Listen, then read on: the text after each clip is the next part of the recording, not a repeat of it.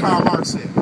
My object in life is to dethrone God and to destroy capitalism. Do you see that happening in America right now? The Judeo-Christian ethic is being thrown under the bus. Jesus is under the bus. Babies are under the bus. Traditional marriage is under the bus. And Pastor Broden has been thrown under the bus because I stand for traditional values.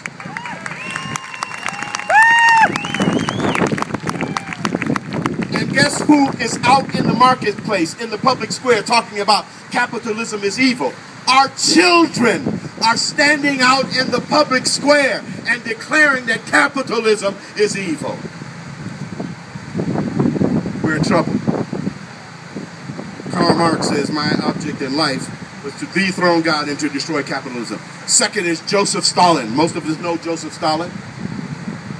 A butcher of Russia who murdered over 60 million of his own people. Listen to what he says about America. Pay attention. Joseph Stalin said this about America. America is like a healthy body, and its resistance is threefold. 1, it's patriotism. 2, it's morality. 3, it's spiritual life. If we can undermine these 3 areas, America will collapse from within. That's what Joseph Stalin said about America. Men and women, I hear the wall starting to tremble.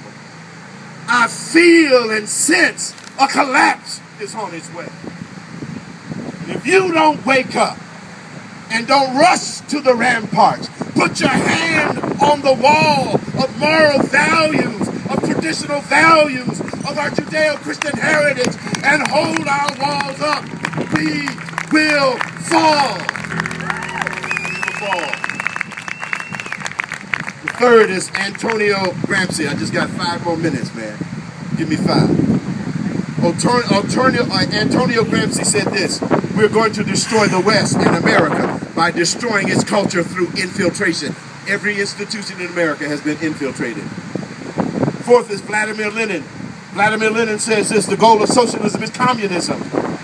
He said this on education: give me 4 years to teach the children, and the seeds I sow will never be uprooted. They've been teaching our children in our institutions.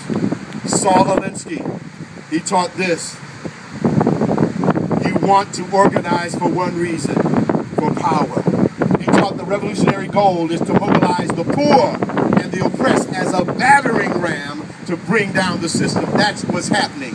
They are deliberately going into the black American community and organizing people who don't have hope against the system. How do they organize them? Giving them welfare checks. Giving them something for nothing to become their battering ram.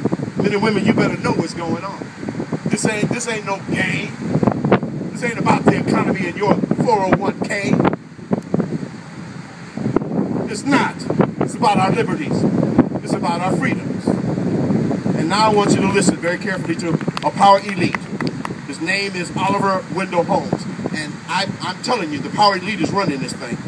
Oliver Wendell Holmes said this, whose statement is very telling. He said this, quote, the ultimate question is, what do the dominant forces in the community want?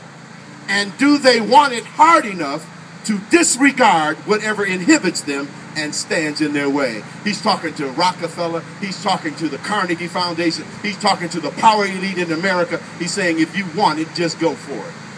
And what they want is what David Rockefeller called the best example of government that I want to see implemented in America. David Rockefeller said this: is that government that's in China.